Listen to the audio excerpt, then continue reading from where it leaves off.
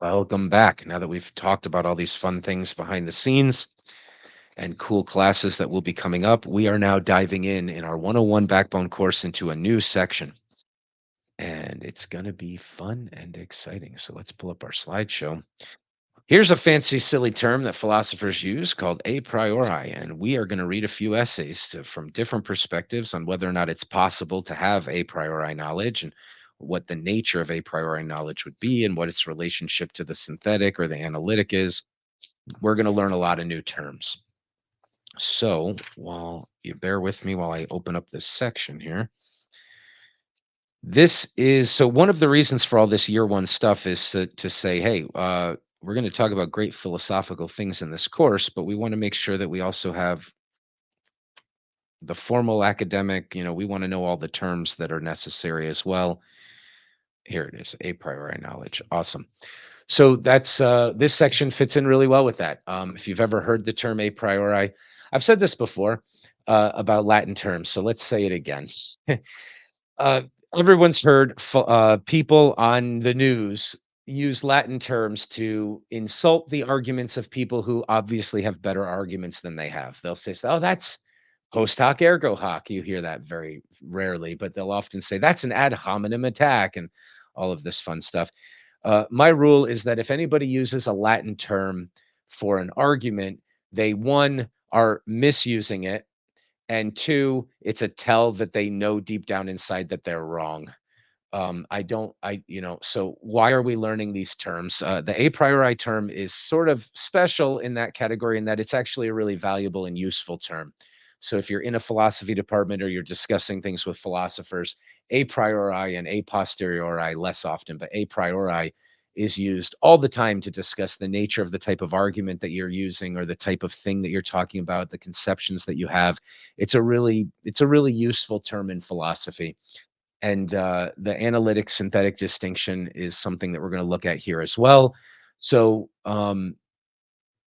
it's about the quality of what we know. It's about how we come to know the thing, that type of thing, and it's super useful as a term. So let's get into it. First, let's look at the analytic versus synthetic distinction. Okay, an analytic statement is a statement the truth of which depends entirely upon the meanings of the words. All bachelors are unmarried men.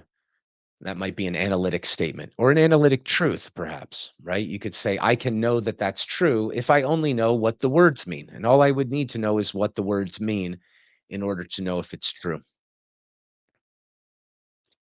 Synthetic statements are simply not analytic statements.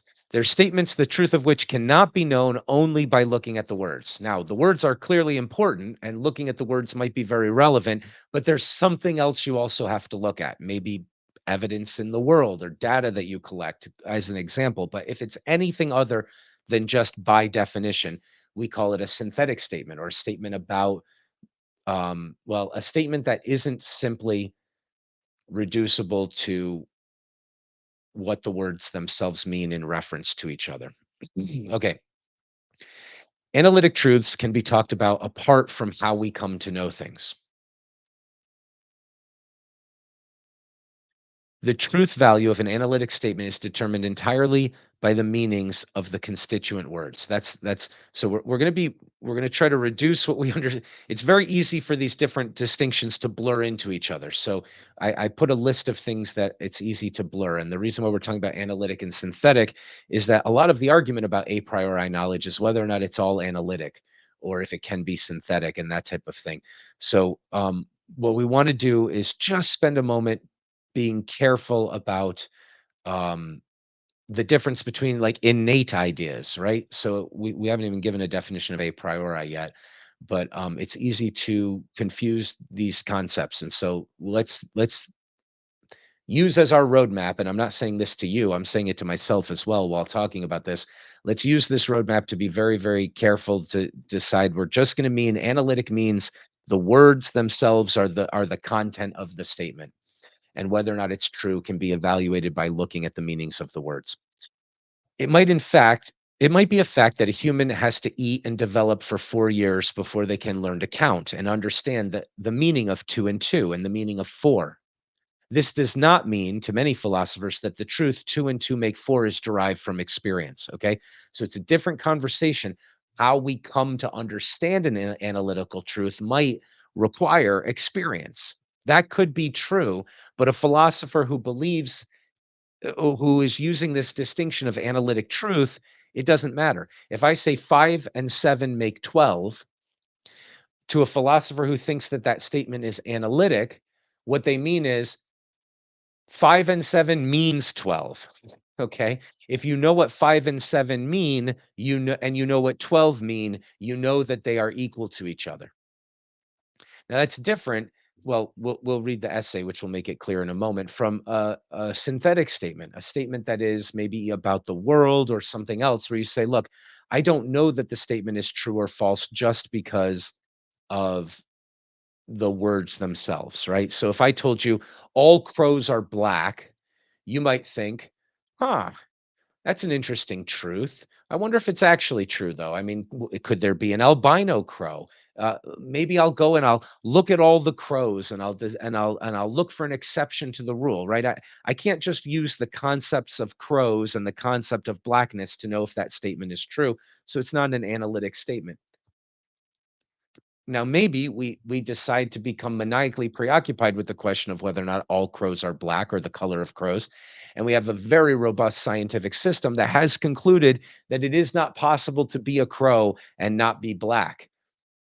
All the crows we've ever examined are black, but there's even genetic reasons to say that, if the specific alleles that are changed to make you capable of not being black, that would also ruin your ability to participate in reproduction with other crows, and you would no longer be a member of the species crow or something like that. That's ridiculous, of course. But imagine that we were really confident that all crows were black. Then we could say, okay, um, what about crows on Mars? What are all crows on Mars black? And we might say, well, I think probably because all crows are black, but we'd have to go to Mars. Maybe there's a weird kind of crow that's obviously a crow, but it's a red kind of crow and it exists on Mars. But we don't have to do anything weird like that to know that 7 rocks and 5 rocks on Mars make 12 rocks on Mars. Right? I know that 7 and 5 make 12 on Mars without having to go to Mars to investigate whether or not that's the case. Because the truth of 7 rocks on Mars and 12 rocks or 5 rocks on Mars making 12 rocks on Mars is completely contained within the concepts 5 and 7 and 12. That would make it analytic, according to the philosophers who are thinking in this way. Okay. So let's talk about a priori now. Uh Wait a minute. Why did we go to that next? Okay, let's talk about a priori now before we look at that. All right, a priori. It simply means coming before. A priori truths are truths which can be known before you experience anything without investigation. You don't need to go look at the world or have a sensory experience to know that the statement is true. All right.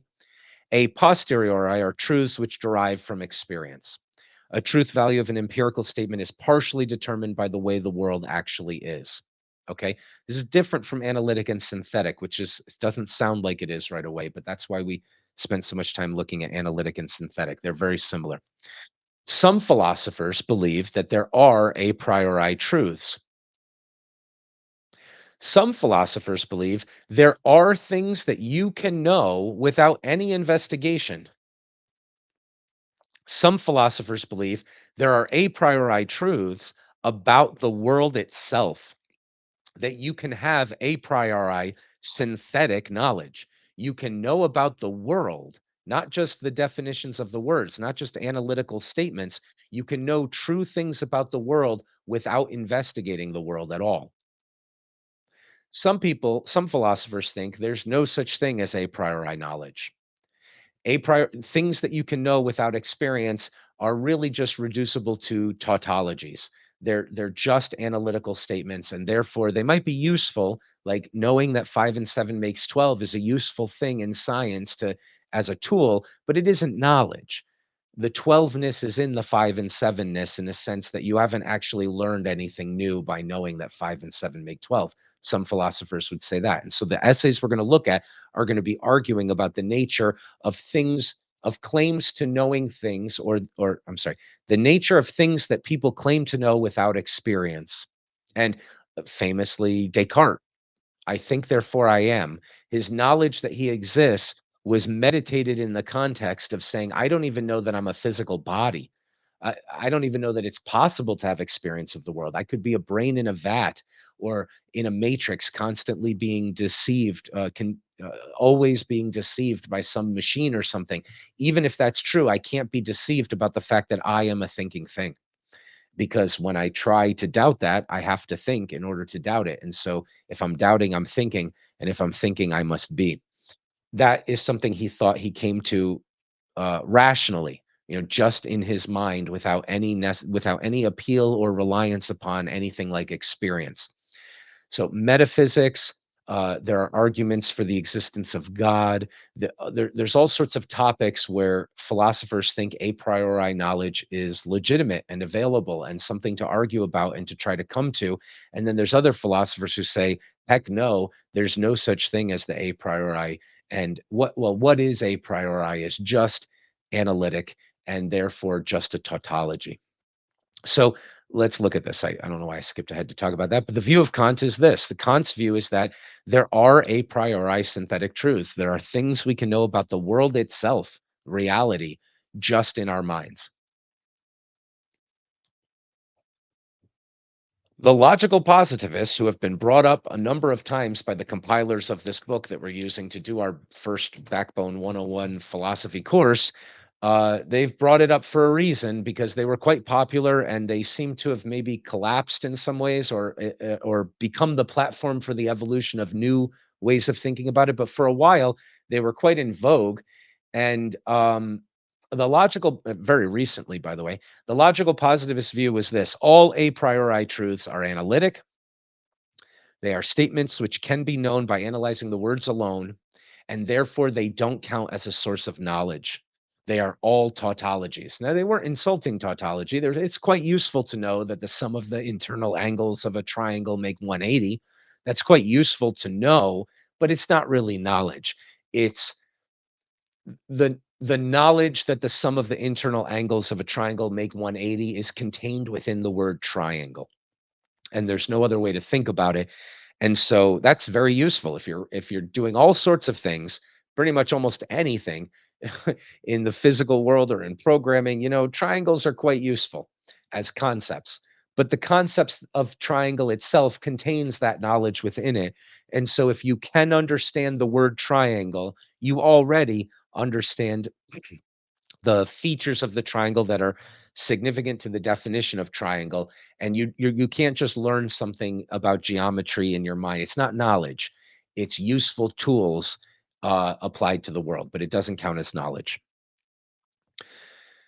Now, so what we're going to do is look at some essays arguing different views about a priori, whether or not there is something that, or there are things that can be known that are valuable to know, whether they could be known just about the metaphysical, or I shouldn't even use the word just, whether or not these a priori knowledge truths that we can come to are about metaphysical things, geometrical things, mathematical things, right? In the first slide here, or the second slide, I included mathematical certainty, right? It's a concept that has come about because of the types of truths that you can almost say you really can't doubt it once you know what the words mean. I mean, this is a absolutely certain type of thing that we're talking about.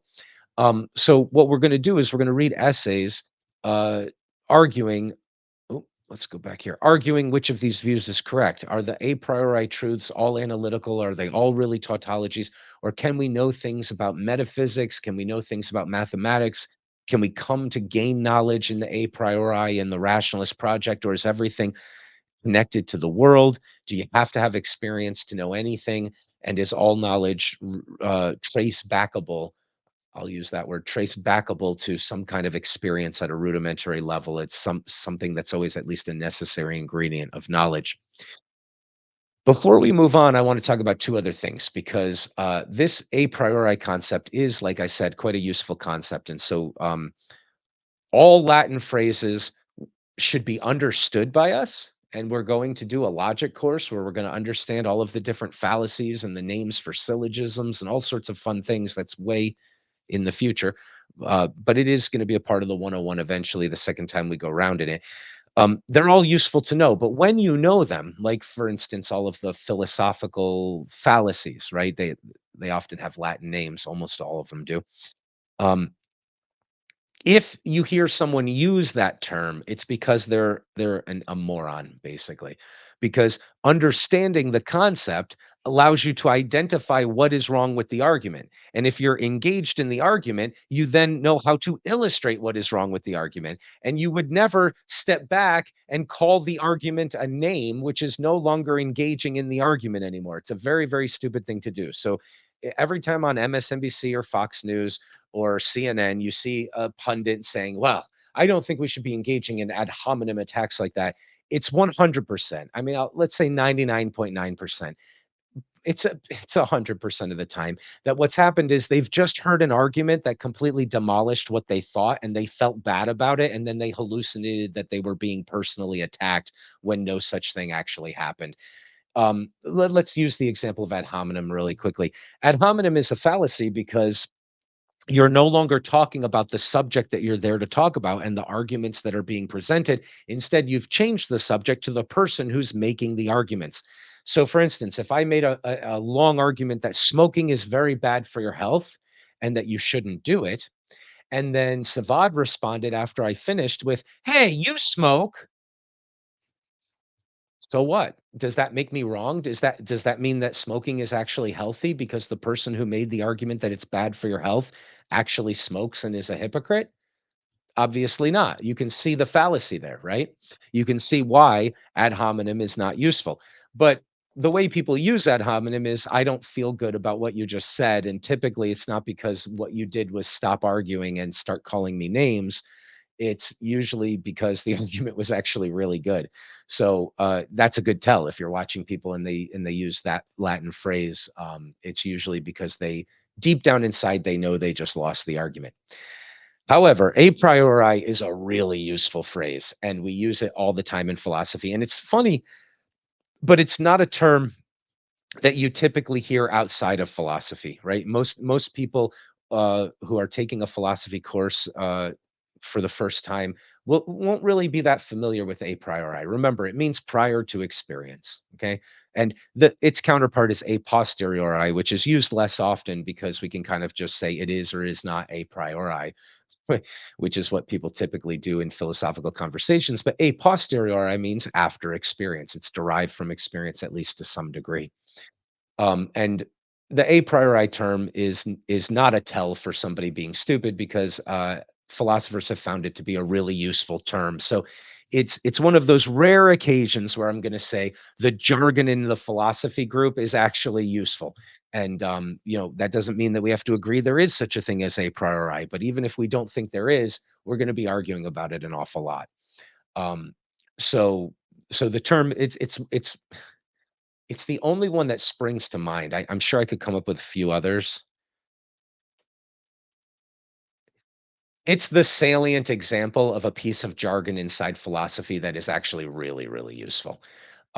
So we're going to spend some time looking at essays arguing about whether or not it's possible to know things apart from experience.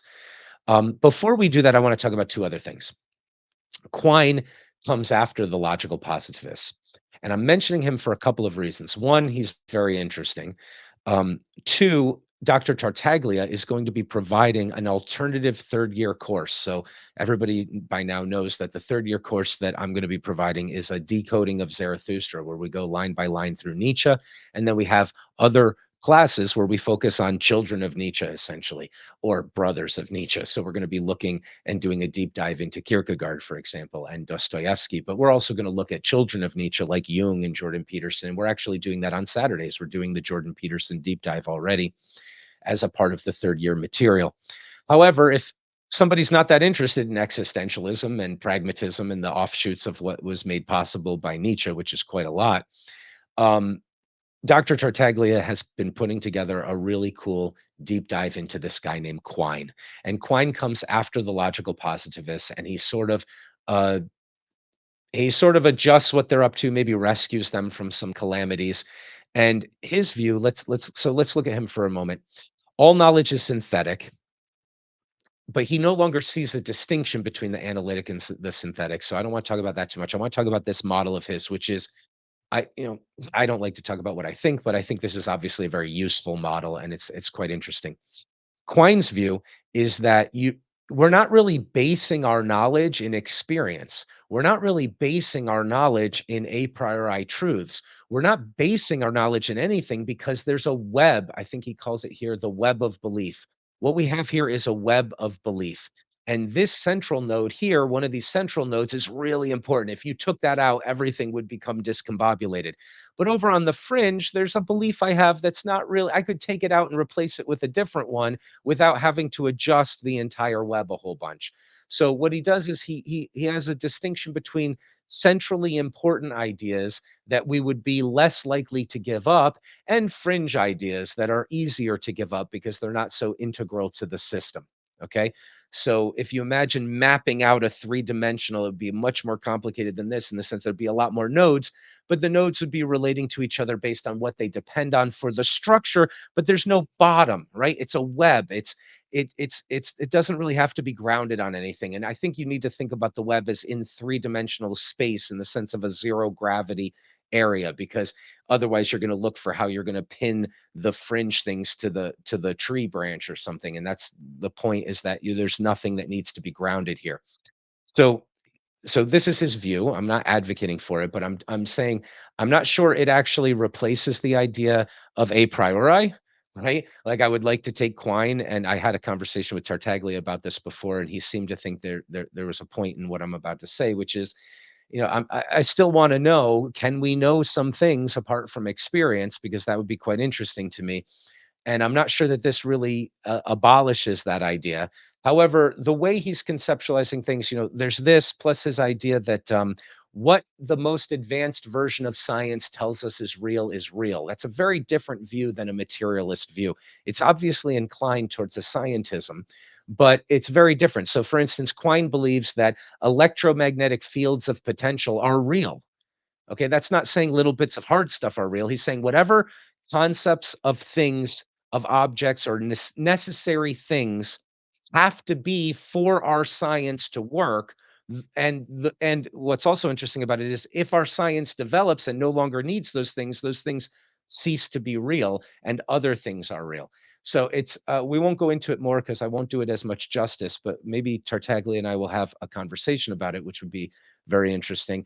And also, he's going to eventually be having this third-year course that you could take instead of the Nietzsche one on Quine and his views, because he's been very interested in them for many, many decades, and he has a lot to say about them and their relationship to to Gödel. Excuse me, I was just reading about Goethe. To Gödel, and he's also putting together a course that will be available sooner than the third year stuff, which is understanding Gödel's incompleteness theorem. And he's in about 2 weeks. He'll be back, and he's going to start joining us, and he's also going to be making those things available. And he and I have been talking about Gödel for a while now, and it's very, very interesting. So I wanted to mention that. Just a reminder, we're going to talk about the nature of a priori knowledge, whether or not it exists. Can we know things apart from experience? That type of thing is what we're going to be looking at in this section. And we're going to get very used to how to use the word a priori and what it refers to, right? The point isn't to say to believe there is a priori or to deny that there's a priori. It's to maybe make up your own mind or start trying to make up your mind on that question. But also it's to understand what this term means and how philosophers use it. It's a very, very useful term in philosophy.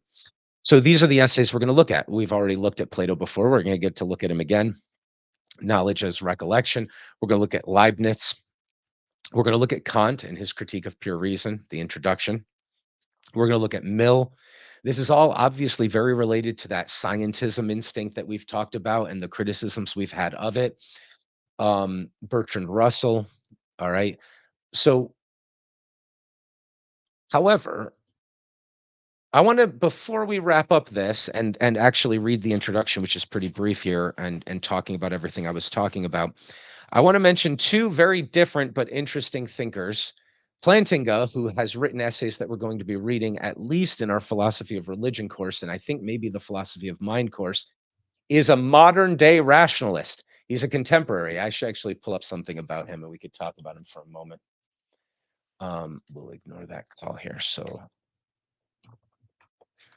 these are two people that I know that we have a lot of platonically inclined in their instincts people in this. Okay, when people call you back right away after you deny a call, that's not fun. Hold on a second. Hey guys, I'm teaching a course right now, so I can't take the phone call. Hey, no problem. Okay, isn't that funny? Okay, so let's do a real quick look at planting together just for a second, because I know that there's a lot of people in this course who are embodiments of a platonic instinct of some sort. And in a world where everybody is denying, and I've mentioned this idea that there are philosophy departments that are dying, quite frankly, and it's been a tragedy ever since they started doing it. But basically, there are philosophers who think that the entire purpose of philosophy is to set up a really secure signpost that tells you go to the STEM fields. STEM that way. In other words, we're supposed to argue successfully that science is the right way of approaching understanding things. And that's all that there is to philosophy. And I think to myself, well, for the love of God, um, how shall we then live the entire ethics conversation? Everything that Socrates thought was worth studying isn't a part of this anymore. What the hell are you guys talking about? Metaphysics, we're just gonna scrap 99% of what's extremely valuable about philosophy, in my view, and just reduce ourselves to people who argue that yes, it is okay to go do science. Like, screw off. That seemed obviously wrong to me, but also, um, uh, it's not. It's I think the universities are getting their punishment, and part of it is this manifestation of this wrong idea. But in that atmosphere, we have interesting fellas like Plantinga, and again, we are going to read some of his essays in our other courses. I've noticed that he's in those anthologies.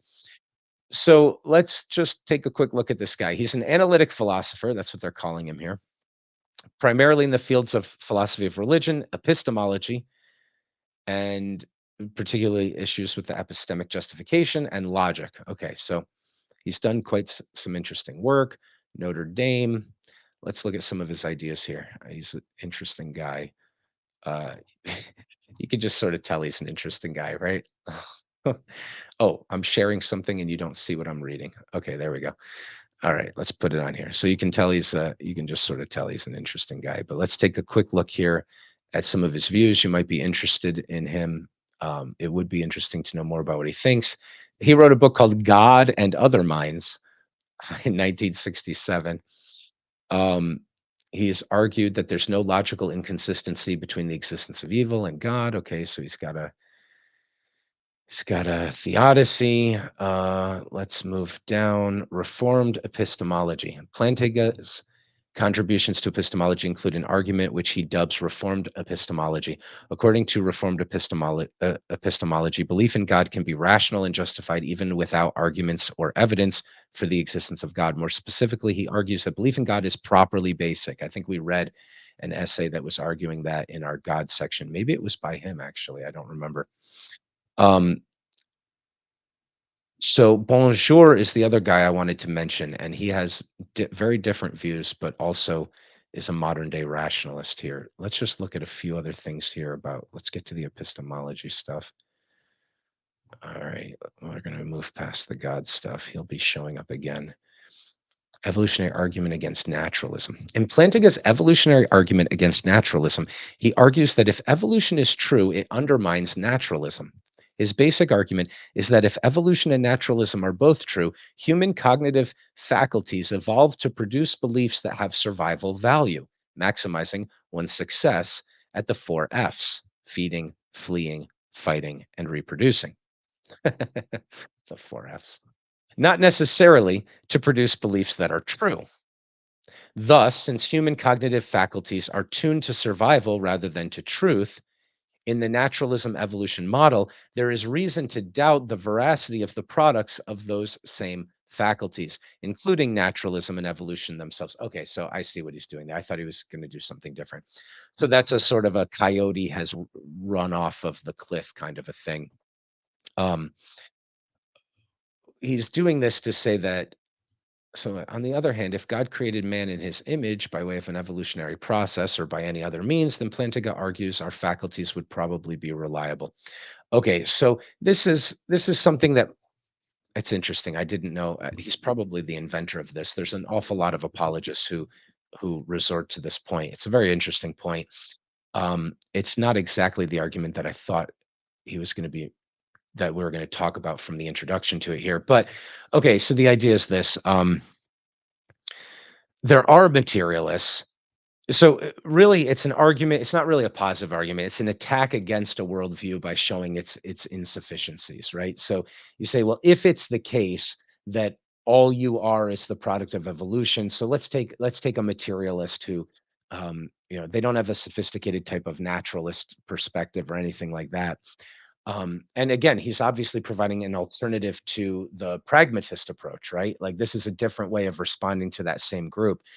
And what he's saying is, okay, I don't want to embrace this evolution thing in a radical way, the way William James did. What I want to do is show that if you do embrace it, you don't ever get to truth, including all of your arguments that I should embrace it, right? So some people might find this kind of clever. So let's look at it for a moment and say, what he's saying is evolution is going to produce minds not that are attuned to truth, but that are attuned to reproduction and survival. And that's all it could ever do. So if you're using your mind to convince me that all I am is the product of evolution in a materialistic framework, and that there's nothing other than that, I have now no reason to believe any of your arguments. All of your arguments must, you know, if they seem right to me, even if I'm convinced by them, that's only because I am using a machine that was designed to believe the sorts of things that would help me to survive and reproduce, but not the sorts of things that are true. You can see how this is a very different move than the pragmatist move, right? The pragmatist move is a radical embrace and saying, well, okay, the things that help me survive must be true about the world or else something like that. He's saying, no, there's got to be some truth outside of this, some Platonic rationalist, right? I'm talking to Savad right here. This is also very much a Platonic instinct here, and it's very much against the pragmatic approach, right? So if your thesis, which is, I think, has a lot of truth to it, that we're talking about, we'll talk about this in the after show, but I think your thesis is correct, but, Plantinga is a guy we have to know about, right? Because he's providing an alternative Platonic instinct towards the exact same thing. So in any case, we can move on from that. That wasn't what I was looking for either. Anyway, I just wanted to introduce you to him. He's interesting to look at. And then this Bonjour individual is also a modern day rationalist. He's a person who believes in a priori truth, and let's just go click on him real quickly here and say, where did they put him?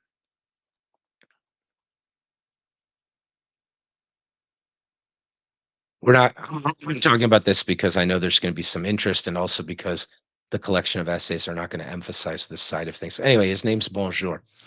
So let's close out of that. All right. We are kind of okay on time. Let's quickly read through this. It's gonna so here's the introduction to the section. Ever since Plato, philosophers have been impressed by the fact that there are universal propositions which can be apparently known to be true with absolute certainty, though we could not possibly observe all or even a large portion of the instances to which they apply. Such propositions are called necessary propositions by philosophers, are especially to be found in mathematics, the science which establishes its theorems with such infallible certainty that the expression mathematical certainty has become part of the everyday idiom. In Plato's dialogue Meno, a slave boy is led by Socrates to see that a square whose side is a diagonal of a given square has exactly twice the area of the latter. The proposition in question is a special case of the Pythagorean theorem. I had a conversation with Elena where she's trying to help me to pronounce Greek names properly, and I can't remember how I'm supposed to pronounce Pythagorean theorem. But anyway, how can we know that it is so in every possible case that a square with inscribed diagonals? How can we know that it's always true? How can we know that not only the triangles that we draw on the blackboard in order to verify the measurement that the internal angles add up to 180 have an angle sum of 180, but that all conceivable triangles also have this property. Philosophers who hold that experience is the only source of human knowledge, empiricism, may, like John Stuart Mill, say that our conviction is nothing but a habit of association built up by repeated observation, right? Mill is going to say, you don't really know that all squares have perpendicular internal angles. You don't know that until you look at all squares. But some philosophers are like, no, I know that. I already know it. I don't have to go examine anything. So let's see. A philosopher who holds that such geometrical knowledge to be independent of experience a priori is called rationalism. All right. So wait, John Stuart Mill say our conviction is nothing but a habit of association built up by repeated observation that one property is conjoined with another. But a philosopher who holds such geometrical knowledge to be independent of experience, that's a priori, it comes before experience, is a rationalist. He would retort, if such were the case, why are we not convinced to an equal degree that all crows are black, or that all bodies have weight, or that the ground gets wet whenever it rains? Those seem pretty obviously always true, but I can imagine them not being true, right? In a specific weird case. It seems that we can conceive of exceptions to the latter propositions, even if we find it hard to believe that there ever will be any, in a way in which we cannot conceive of exceptions to the former propositions. If we found a square whose side is the diagonal of another four-sided figure, yet whose area was not double that of the latter, well, it would have to be a four-sided figure with perpendicular internal angles, but whatever, we would conclude that the latter figure is not exactly square. Indeed, we would abandon any previously entertained beliefs that were relevant except the belief in the absolute validity of the theorem. Okay? Right? If I show you that the internal angles of a triangle are actually 181, not 180, the first thing you're going to think is it's not really a triangle. You tricked me. There's a tiny little fourth line that I wasn't noticing that allowed the angle to be different or something, right? You're you're going to believe you're going to give up all your other beliefs before you give up the idea that if you turn on the internal angles of a triangle, all three of them, you won't be facing the same direction again, right? If you're inside a triangle and you get to a vertex and you turn, and then you turn again, and then you turn again, you should be on the same first line facing the same direction. That's what the internal angles adding up to 180 really means, because 180 is arbitrary. But there's 180 degrees. There's a half of a turnaround. Oh no, I'm sorry. Excuse me. There's a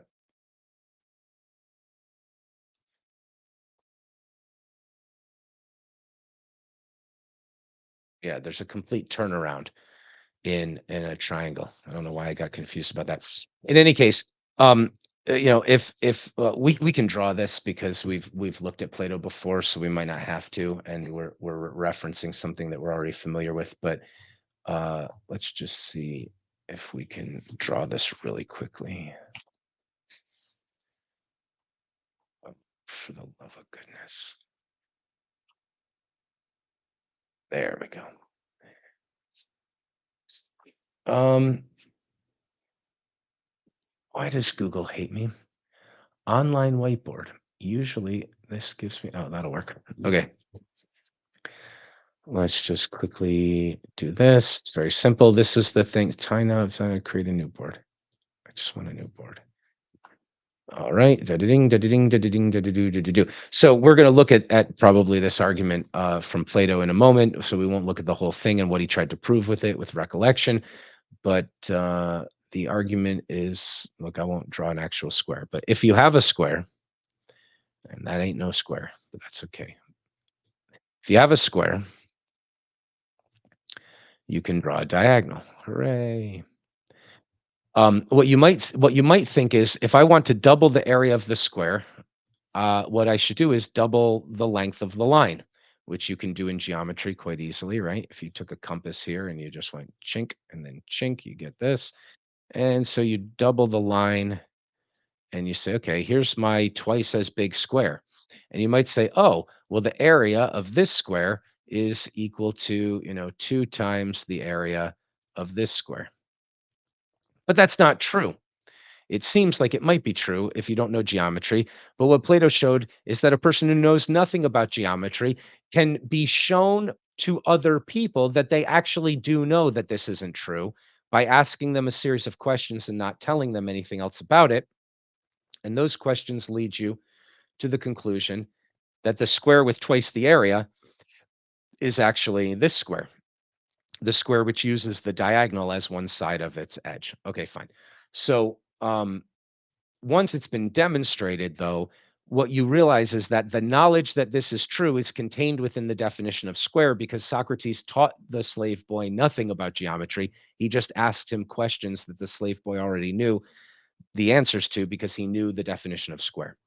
Okay, the point is, if we drew a square where that wasn't the case, where the once we know that it's true, right, you still have to gain the knowledge, but you can gain it a priori, you can gain it without experience. Once are you are led through the thought process of examining your notion of squares until you realize that it contains this other notion that the square made out of the diagonal of the square has twice the area of the previous square. Once you understand that, I hope to God that's true. Yeah, of course it's true. A squared plus b squared equals c squared. Okay. So once you realize that that's true,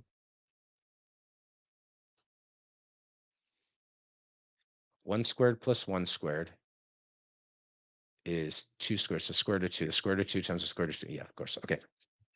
Once you realize that that's true, you can just do a thought thing in your head and realize that no, the concept of square really does contain this other concept in it.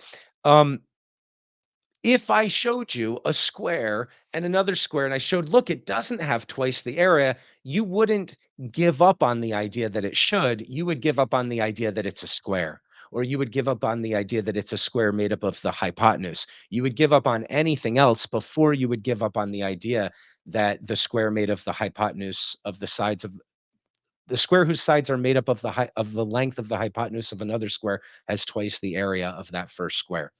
Once you see that it has to be the case, you would never give that up. And so there are philosophers who are empiricists who say all knowledge comes from experience. And John Stuart Mill here is going to say, nah, you think all squares are like that, but that's just it's a useful, convenient thing because they all probably are, and it works. It's like, no, that's not like saying all crows are black or the ground always gets wet when it rains. I guess I could imagine a weird windstorm that would allow rain to fall and then scoop up the rain. I mean, I don't even know, but yeah, I can think of an exception to that. I can't even think of an exception to this. I know it's always true of all squares. I know it's always true that the shortest distance between 2 points is a straight line because straight line contains that concept in it, and so it's analytical and it's whatever.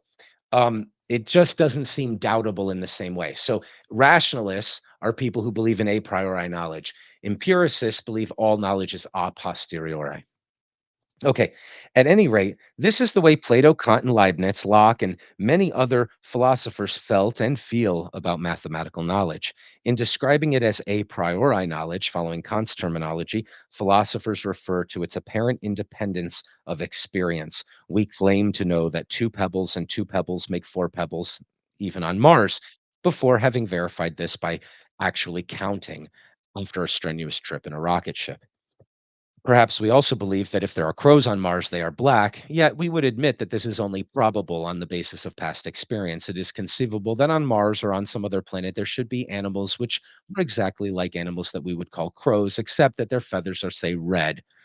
In this sense, our knowledge of the proposition that all crows are black is said to be empirical, and traditionally, empirical knowledge is said to lack that certainty which attaches to a priori knowledge. So, traditionally, one of the qualities of this rationalism, and remember, we talked I think in the pre-show, maybe now, but Descartes' idea um, He's looking for certainty. And a lot of people who are looking for absolute certainty are looking for something that they can know a priori, prior to experience, without the need of relying on a crutch of experience or on a bolstering up from some empirical complement or verification or something like that. We want to know it. We want to know something so certain that it's the kind of thing we wouldn't even need to investigate to know. Okay. It is important to understand in exactly what sense a priori is independent of experience. All right, so we said this in our previous conversation. No philosopher has ever denied that a child has to learn that two and two make four by learning to count, and that the latter proceeds in the latter process involves contact with concrete objects.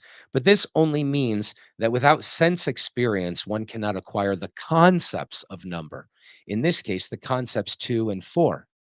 That is, a child who has never learned to count, to associate different numbers or numerals with distinguishable objects, will never even understand what two and two makes four means. So they don't even know what it means if they can't count. So they need the experiences that are necessary for learning how to count so that they can learn what the statement means. What the philosophers who believe in a priori knowledge assert is only that once the concepts have been acquired, the proposition can be seen to be true by just thinking about it, by the mere operation of thought, in Hume's phrase.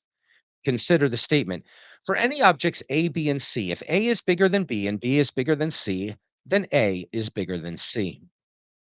Obviously, a being without sense of sight or sense of touch would have no concepts of the relations designated by the word bigger. Hence, such a being would not even understand the statement.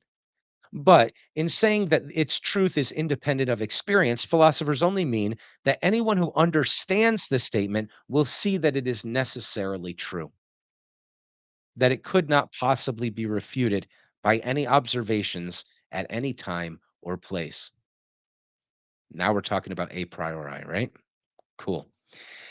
Therefore, so that's a distinguish between, do you need experience to understand what the statement means, or is the truth of the statement dependent on considerations from experience? Okay, it's a very good distinction to make. Where Mark had brought up another one that we wanted to make, and I skipped through the slide of it. We could bring it up in a moment.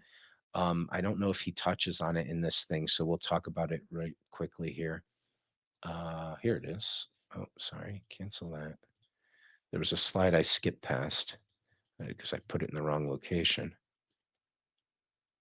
Oh, no, it's just oh, that's not what we're looking at.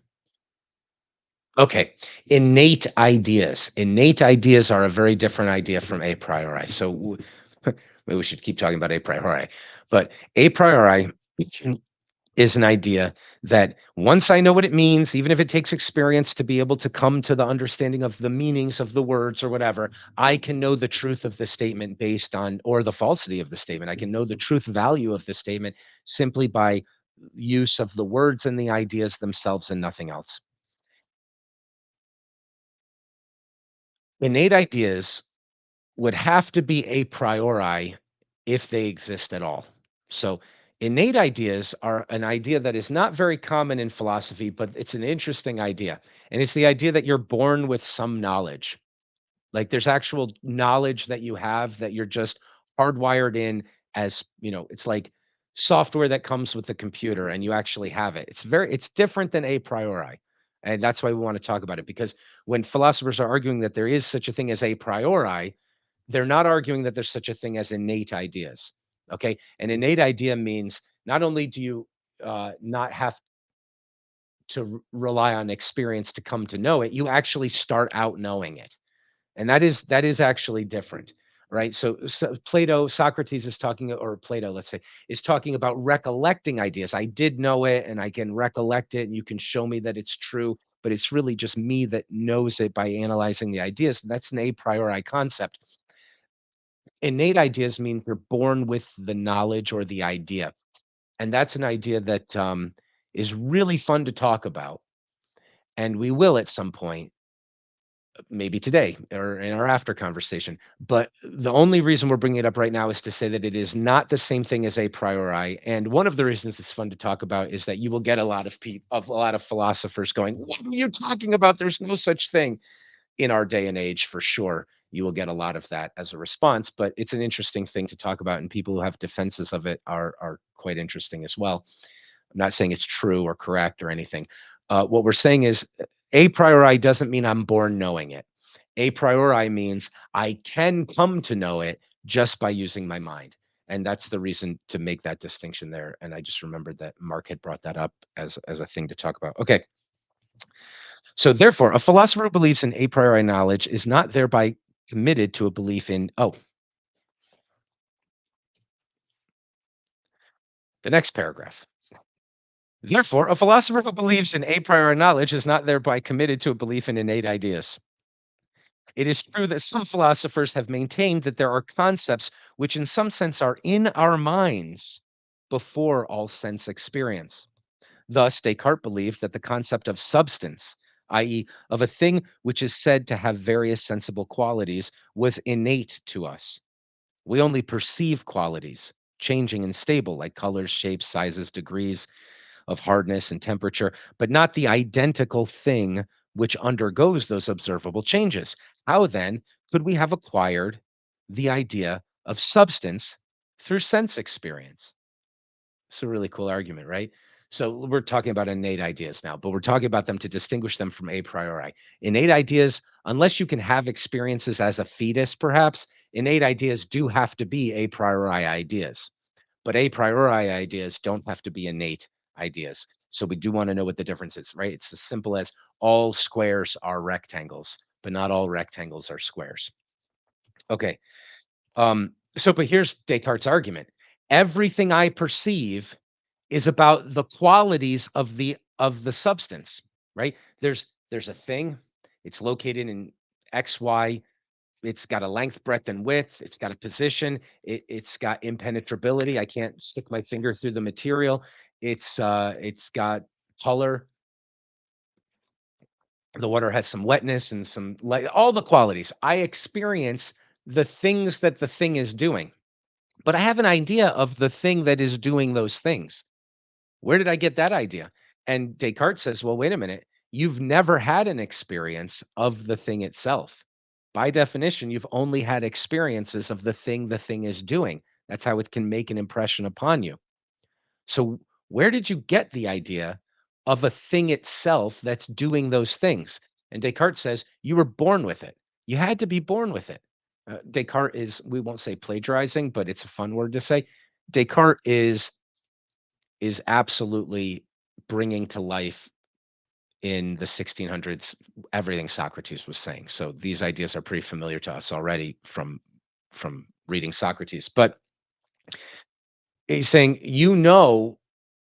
to even have the idea of a substance is evidence that you have ideas hardwired into your brain because it didn't come from your sense experience. It's not only a priori, where it came from had to have been just sewn into you from the start to be a thinker.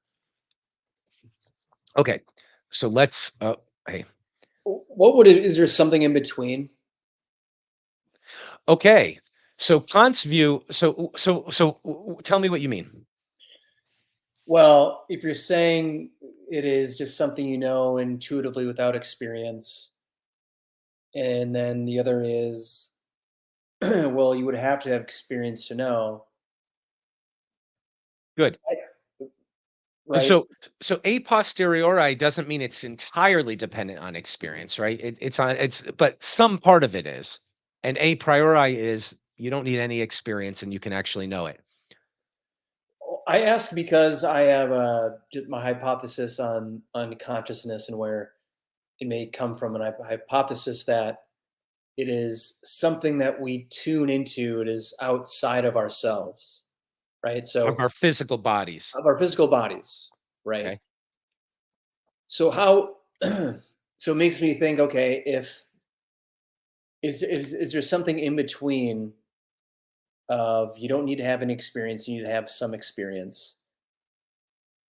Well, if you're in tune with a consciousness that does have the experience necessary to know the thing, then maybe you could say all knowledge is a posteriori, but I don't have to have the experience, I suppose. If we want to pull up, let's pull this up. This will be fun.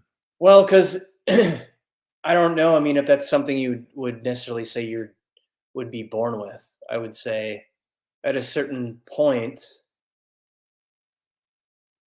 you'd be able to access, right? I Right. mean, So if your mind is in tune, so let's pull up Savadian channeling here, which was one of the models that we had here. So if your body and your if your brain is some sort of a receptor for your mind, but your mind is actually up in this cloud of consciousness, or maybe it's just connecting to universal consciousness or something like that, either one of these, um, what you could say is, well, how did that consciousness come to get the knowledge? If the consciousness had to have experience to get the knowledge, then technically the knowledge that you have through channeling, that would be a posteriori. It's just not available to you in your embodied experience to have that type of experience. But that consciousness did have the experience, and that's how it came to know it. Or you could believe that consciousness is sort of in an a priori Platonic form like world, and it's not about experience, it's just ideas themselves. And so your body is tapping into a priori knowledge that is truly a priori in the realm of consciousness, even if it's coming, in this Savadian channeling kind of a way. okay, so the response would be, well, there would be experience from where you're receiving the consciousness or where you're receiving It this. could be either one, right? So, like the Platonic view is that the ideal is the ideal. It's just ideas. It's ideal. So it's Plato isn't saying, "Hey, this ideal realm is having experience," although he metaphorically in his mythopoetry at the end of the Republic, and also at the end of right before he died, when he's talking about what the afterlife is like, he uses that language, but it's clearly metaphorical. He's in the way he's using it, he's saying, "Look, we're pointing at something, and I can't tell you how I know it, and it's not something I can make an argument for." But what he's talking about is basically an ideal realm. So it's not about experience, except for the ideas experiencing themselves in a sense, maybe.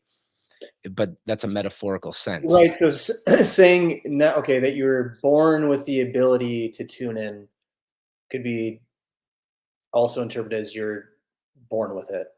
Right. So if you have a body and a brain that has the ability to tap into something that isn't in the body but is your mind or is consciousness in general or something like that, then you have a capacity to receive a priori knowledge.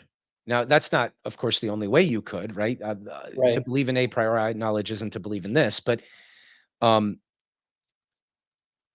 so you could have innate ideas that you're recollecting because so part of the Platonic myth is the idea that when you die, you go back and become one with this great formal world, and then you learn all those things that you know, and then you come back and forget them all and have to be reminded of them. But all knowledge is recollection. It's reminding you of what you already know.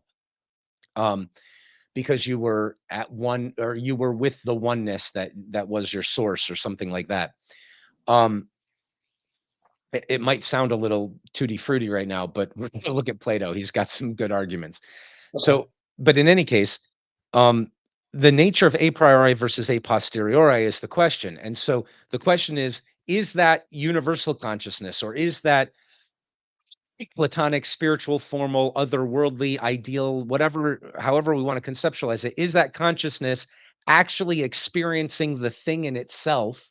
And therefore, you are participating in an experience to know the thing in itself, but then you're being incarnated in a body that doesn't have access to that type of experience, but you still know it, in which case that knowledge would still be a posteriori.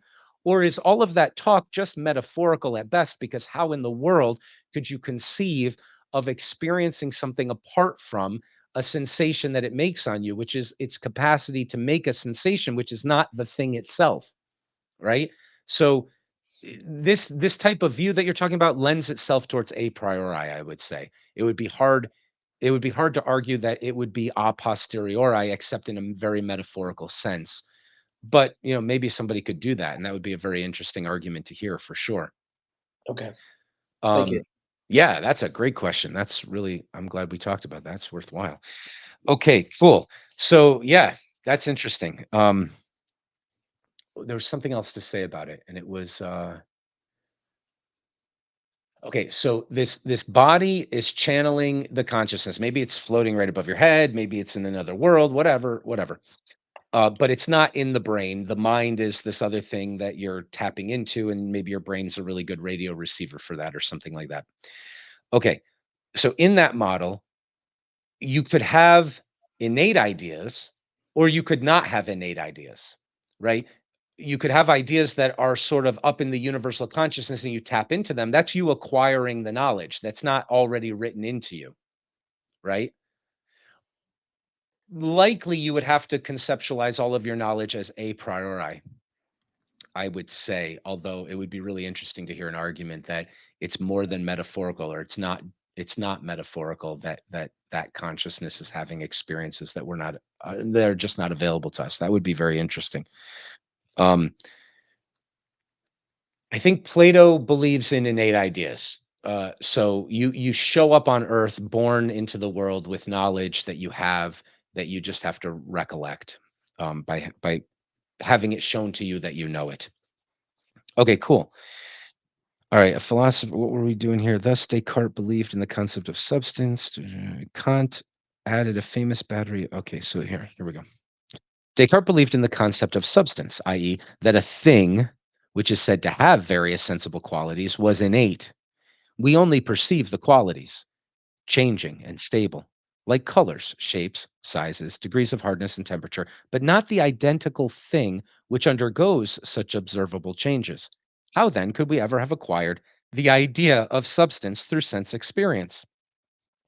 Kant added a famous battery of categories, among them the concept of causal connection. Experience tells us that one kind of event is regularly followed by another kind of event, but it does not reveal necessary connections between events. Remember David Hume?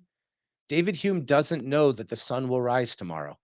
All he knows is that it keeps seeming to, right? But he has received nothing through his senses that tells him that there is such a thing as cause and effect or that the future will be like the past or anything else. And so he denies knowing those things because he believes only in a posteriori. He believes only that knowledge can be something that derives from experience. And he's honest enough to say, I've never experienced anything that tells me that the future will be like the past. So I don't know it. Kant comes along to try to solve that problem because it's clearly there's a crisis there. And even in Hume's argument, he says, I've looked back at my arguments and I can't even make sense of them. So even he sees that there's a crisis here while he's admirably trying to be very consistent. But Kant famously comes in after him and says, "Look, I can solve all of this and reunify everything." And what he does is he comes up with a list of a set of categories of things that have to be true about the world because they make the world perceivable. What's interesting about that is it's like saying, so this is what we meant by the picture of him believing in a priori synthetic truths.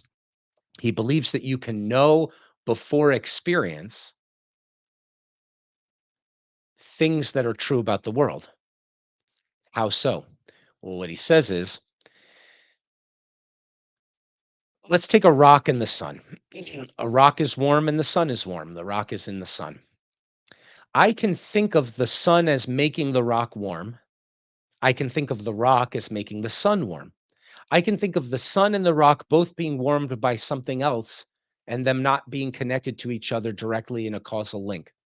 You know what I can't think? I can't imagine the rock and the sun existing outside of a causal nexus. I just I just won't be able to perceive the world at all if I don't bring that to how I perceive the world. It's not possible to imagine, he thinks. That the causal nexus, the ability to comprehend the questions, is the rock making the sun warmer? Is the sun making the rock warm? Or are they both warm because of something else and they're not making each other warm? The fact that that's comprehensible to us, and the question, well, what if they just exist in a way that they couldn't be causally connected or disconnected, doesn't actually mean anything. It's not even thinkable. It's like saying, consider a square circle. That's not a thing. I can't actually I can talk about it in the sense that I can name something absurd, but I can't actually have a thing in my head that I'm picturing as a square circle. There's no squareness in a circle, there's no circleness in a square in that sense, and so a square circle isn't a thinkable thing. But Kant is saying, yeah, temporality, causal nexus, there's all sorts of things that must be true about the world because we can't perceive a world unless we perceive the world in those ways. So what he's identifying is that the world that we perceive is partially constructed by us or relies upon our construction in the world to be able to experience and perceive it. It would so here's the famous illustration of it. If I know for sure that all thinking things have to be wearing blue glasses, I can know that the world looks blue. Now, after Kant does this, there's a whole bunch of different philosophers who, just like the rationalists and the empiricists wrestling with what Descartes did, come around to try to wrestle with what the heck Kant really means. Is Kant stuck in Plato's cave and saying, look, there's definitely an outside of the cave? Like Hume thinks there's just shadows, and he's not even as real as the shadows. The shadows are all there are. Hume is saying, no, there's definitely an outside of the cave, and we can know things about it, but we're never going to get outside the cave, right? We're sort of there's the world that we perceive is through the shadows, and there's no getting out of that. So the question that arises, and we won't go too into this right now. It's a whole course. Is all the ways that people try to wrestle with what it was that Kant was accomplishing as he was solving Hume's problem or trying to dissolve it away. Is he saying there isn't really a real world and it's just necessary that we think about it in a certain way, or is he saying no, there's definitely a real world and we can even know things about the reality of it, but w- we can know it through our use of reason. So a priori, we can know it through our use of reason because we know that we're not out there directly experiencing it. That type of thing. Okay, let's not. We won't go any further into that. Let's get back to Kant as relevant to this. So, and Kant added a famous battery of categories, among them the concept of causal connection. Experience tells us that one kind of event is regularly followed by another kind of event, but it does not reveal necessary connections between events. We observe, said Kant, like Hume before him, that a stone gets warmer when the sun shines on it, but not that it must get warmer when exposed to sunshine. Hence, the concept of such necessary connections, said Kant, must have been in the mind before sense experience. Nevertheless, the question of the origin of concepts is logically independent of the question of a priori knowledge of propositions. This is even historically indicated by the fact that both Locke and Hume, who insist on the origin of in experience of all ideas whatsoever, at the same time wrote at length about the shortcomings of empirical knowledge by comparison with the certainty of a priori knowledge, that nothing can be both red and blue all over at the same time. We know a priori, but unless our eyes have been appropriately stimulated, we would have no ideas of these qualities. Okay. Something can't be both red and not red in the same way at the same time. And you ask me, how do I know that? Oh, well, I've been doing lots of experiments and I've been collecting tons of data. No, no, I didn't need to collect any data. I already know. I already know. It's a law of non-contradiction. I already know that the guitar over there cannot be made of pine and cedar entirely. It can't be entirely pine and also entirely cedar. How do I know? Did I go and examine it? Did I look at every molecule and say, "Oh, I found a molecule that the first molecule I looked at was totally pine and totally cedar." Or, well, on the molecular level, it wouldn't even register. But I looked at the fibers. I looked at the genetic information, whatever. I looked at the material and I saw this one is exactly cedar and completely pine. It's like, no, nothing can be those two things because to be pine is to not be cedar, right? and I don't need to go and examine it. Somebody who sets up an experiment to start investigating that is kind of a moron if you believe in a priori knowledge and you realize that it's reliable. Okay. The philosophers not only make the distinction between a priori knowledge and empirical knowledge by reflecting on the appropriate methods of justifying our beliefs. He goes on to ask how a priori knowledge is possible at all. Plato, apparently, was so perplexed by the fact that we can know universal propositions independently of experience that he had to invent a myth in order to account for it. Well, if you project in his mind that he was perplexed by it rather than gleefully discovered it, whatever. Okay, the soul remembers visions it has enjoyed in a former disembodied life. That was his story. Other philosophers, less poetical than Plato, tried to account for it in terms of a distinction between two kinds of entities, a distinction that played a vital role in Plato's philosophy. Universals, Plato called them forms, Locke ideas, are particulars, universals and particulars. When we look at the blackboard, we see particular triangles. W- It's a side note that doesn't matter, but no, we don't. We don't see particular triangles on a board. We see symbols of triangles or approximations of triangles, but an actual triangle can't be drawn. But we'll talk about that if it comes up as relevant. Okay. But when we prove the Euclidean theorem about triangles, we think of the universal triangularity, i.e., that which all the particular triangles have in common and by virtue of which they are all triangles. Every particular triangle has a particular size. For example, but when we classify it as a triangle, we abstract from its particular feature and focus attention on a property which it shares with similar figures. It is this common property which philosophers call a universal. Again, we can see particular cubical objects at different places at the same time, or at the same place at different times. But when we think about the nature of a cube, as when we say to ourselves, every cube must have 12 edges, we think in the terminology of those philosophers about a universal that is identically present in all visible and tangible cubes. Whenever we classify a particular thing or event, again, it's a contradiction in terms to say tangible and visible cube, but okay, unless visible is the image in the mind. But okay, whenever we classify a particular thing or event, in short, a particular, as being of such and such a kind, we consider it as an instance of some universal or set of universals tied together by a single name, like cow, man, table, rain, thunder.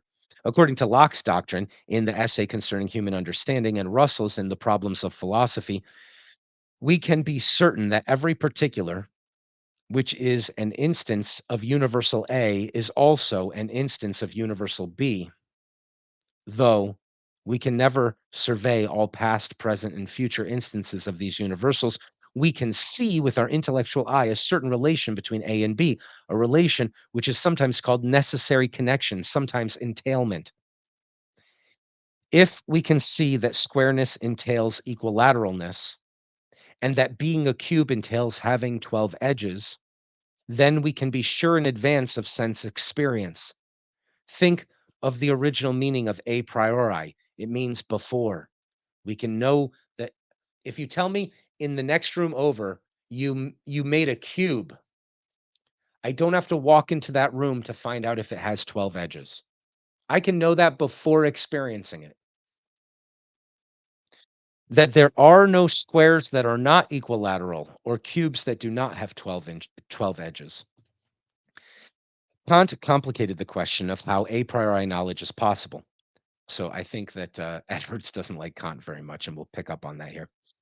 He noticed, like Locke before him, that it is not in. I hate to do this, but I'm struggling to read this, and so I have to turn this light on. I should have had it on ahead of time. Just bear with me. Thank you. Okay, here we go. Like Locke before him, He noticed that it is not in the least surprising that we should be absolutely certain that all squares are equilateral. Oh, shoot.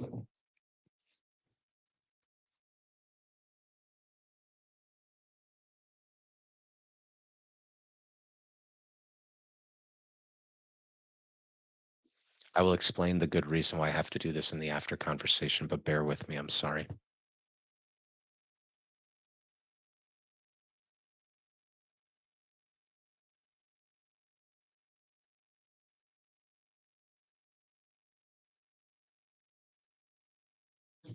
All right. He noticed, like Locke before him, that it is not in the least surprising that we should be absolutely certain that all squares are equilateral and that all bachelors are unmarried. After all, the predicates here are contained in the subjects, i.e., part of what we mean by square is an equilateral figure, and part of what we mean by bachelor is an unmarried individual. Hence, we are merely certain that nothing is both equilateral and not equilateral, and that nothing is both unmarried and married at the same time, of course. In Kant's terminology, these propositions are analytic. They can be proved by sole appeal to the law of contradiction or the law of non contradiction, according to which no proposition can be both true and false. Nothing can both have and not have the same property at the same time in the same way. Kant's distinction between analytic and synthetic propositions was anticipated by Locke, though Locke did not use these terms. Yet, Kant was left with a difficult problem because he was convinced that a priori knowledge is not restricted to analytic propositions, which, as he said, do not really enlarge our knowledge. He believed that all arithmetical and geometrical propositions are synthetic. Okay. He believes that knowing that the square whose sides are the same length as the diagonal of another square have exactly twice the area of that first square is not an analytic truth. He thinks it is knowledge about the world. It is synthetic knowledge that we can know a priori, i.e., such that, unlike analytic propositions, they can be denied without self contradiction. And at the same time, they are also known a priori. Hence his famous question, how are synthetic judgments a priori possible? For example, we are absolutely certain that the shortest distance between any 2 points anywhere in space is a straight line. Yet the subject straight line does not seem to contain the predicate shortest distance between 2 points as a part or the whole of its very meaning. The way this must be said of the relation between square and equilateral. Therefore, the denial of this axiom, viz., there is a line connecting 2 points which is shorter than the straight line connecting them, does not seem self contradictory, though it is intuitively inconceivable. Kant's problem was this: if the property B is not part of or all of what we mean by A, how can we be certain that absolutely everything to which A applies has B? Experience cannot be the basis of our certainty, for experience only tells us that all instances of A that have so far been observed also contain instances of B or are instances of B. Kant's answer is best elucidated by means of an analogy. Consider the proposition every visible object is blue. It is undoubtedly synthetic. It's about the objects and what they look like. And experience even refutes it. It's not true. But suppose that our eyes were so constituted that only blue light affecting the retina gave rise to color sensations, so that objects emitting or reflecting light of different wavelengths remained invisible or just gray. In that case, or no, let's say invisible. In that case, our universal synthetic proposition would be constantly confirmed by experience. And if we knew that our eyes were so constituted, we could even be certain that no object of different color would ever be seen. In somewhat the same sense, the space we experience must necessarily conform to the propositions of Euclidean geometry, according to Kant, because these propositions express the mind's ways of ordering what is given in sense experience. Okay. So it's possible to be an anti realist. Kant isn't one. He says there is a world and it comes to us through sense experience. But that sense experience itself has to be packaged properly in order to be received by us. And that packaging and that preparation is a feature of our mind. Our mind is constructed in a way, constituted in a way where it takes the insane chaotic nothingness that it would be of sensory experience and does what's necessary to provide a world to our minds that we can conceptualize.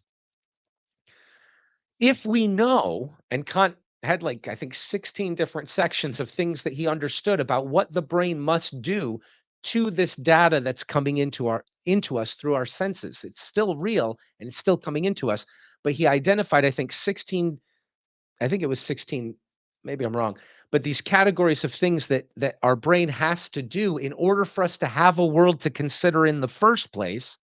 He then said, I know that those things are always true about the world.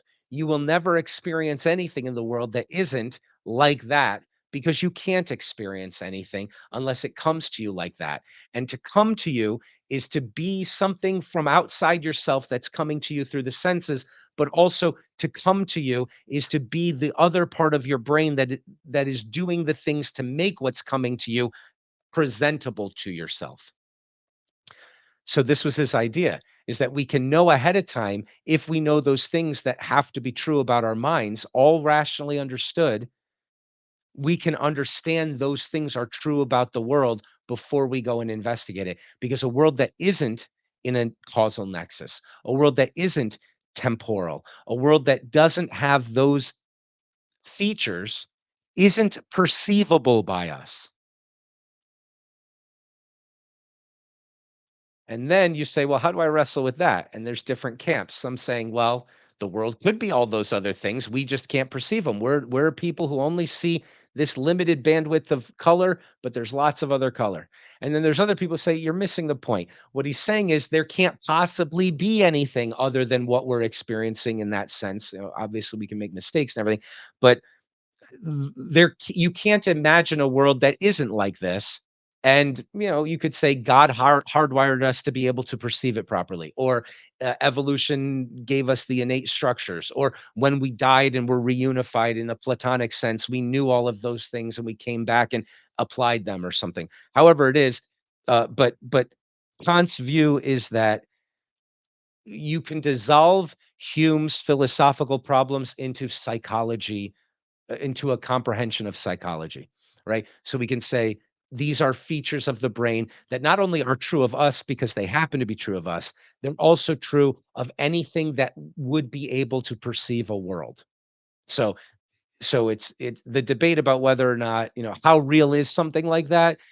You can go on the spectrum from, well, it's really real because you can't perceive anything apart from these things, to, oh my God, we're creatures that are having this kind of a dream, but there's still a world triggering the dream. But, you know, from God's perspective, it could be very, very different. And from something that could have a capacity to perceive things that we're missing out on because we have to filter our sensory input with these 16 lenses.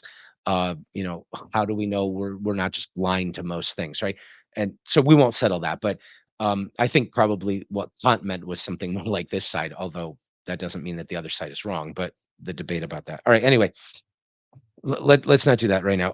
So Kant's problem was this: if the property, so how is it that we could know things about the world? He says this is how we can know, because you can't present a world to yourself that doesn't have certain types of truths about it. It exists in a causal nexus, for instance. You just can't imagine a world that doesn't apply to, because there is no world to present to yourself if like it's just necessary. But he says it's true about the world. It's a synthetic truth.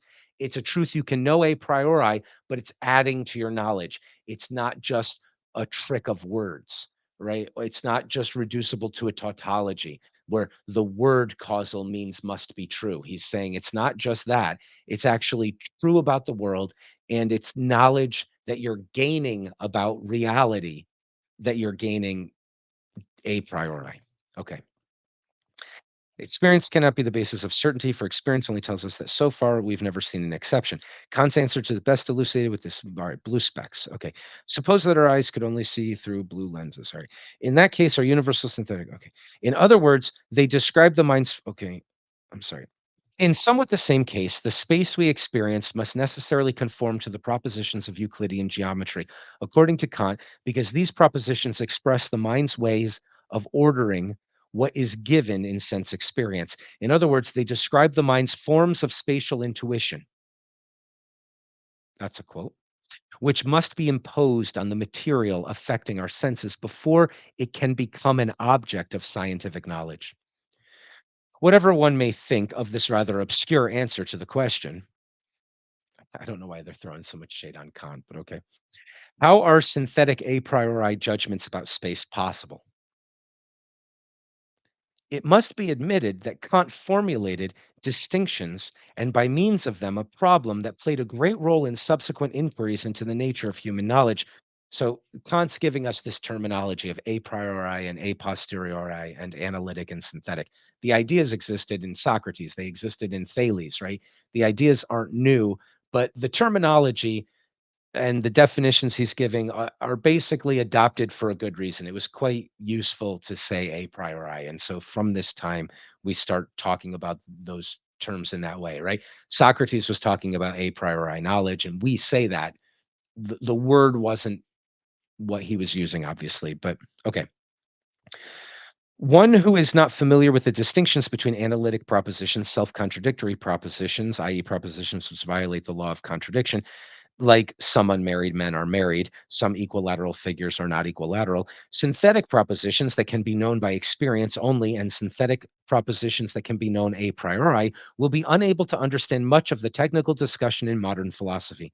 All right, we're all talking about what Kant sort of set the framework for, is what they're saying here, and that's true. That's why he's one of the consummate thinkers we looked at in the consummate thinkers course. All right, furthermore, Kant for the first time raised the critical question of central concern to contemporary logical positivism, whether metaphysical knowledge, i.e., a priori knowledge of synthetic propositions about the world that are outside the province of mathematics, is at all possible. Mathematicians and theologians before Kant were busy offering a priori proofs for such dogmas of Christianity as the existence of a personal God, the immortality of the soul, and the freedom of man. But Kant, noting that these propositions are synthetic and that the methods of mathematics were unavailable for their proof, urged philosophers to suspend controversy, pro or con, such propositions until they had investigated the critical problem whether a science of metaphysics in this sense is at all possible. To be sure, Kant's way of defining the distinction between analytic and synthetic in terms of the relation between subject and predicate is not satisfactory in the light of modern logic. A great many propositions do not have subject predicate form at all. Still, we may ask whether they are analytic in the sense that the attempt to deny them would end in such plain self contradiction as the attempt to deny that all white swans are white. For example, consider the two. All right, let's bring this down to earth again. Consider the two, oh, sorry, consider the two formally similar propositions. A, for any tennis players A, B, and C, if A can beat B and B can beat C, then A can beat C in tennis, of course. Versus this proposition B, for any events A, B, and C, if A precedes B and B precedes C, then A precedes C. Clearly, A is empirical, the first statement, even if it were true. This could not be known only by watching tennis matches. And at any this could be known only by watching tennis matches. And at any rate, we can conceive of an exception to this generalization, just as clearly B is known to be true a priori. In the above sense of analytic, which is not restricted to propositions of the form all A are B, we can then go on to ask whether B is analytic or synthetic. If it were analytic, then a statement of the form A precedes B and B precedes C, but A does not precede C, should be reducible to a self contradiction of the same kind as A both precedes and does not precede C.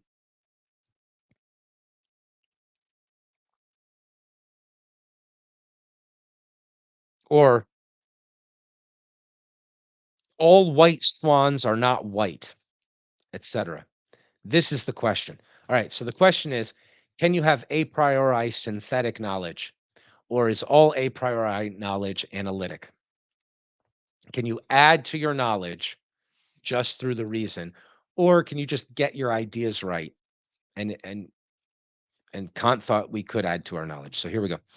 According to Kant, such propositions of Euclidean geometry as two straight lines cannot enclose a space, i.e., they are either parallel or intersect just once, are not only self evident, such that no mind can conceive of exceptions to them, they also hold necessarily for any part of physical space that might ever be experienced.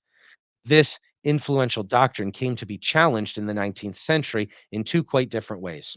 Okay. Let's pause here for a moment. We need to finish this, but we've been talking so much and we've turned this short essay into a long one. We're going to end here, um, and we're going to go to the after conversation, and maybe we'll start another one where we read the last few pages tonight. Maybe not. See y'all later.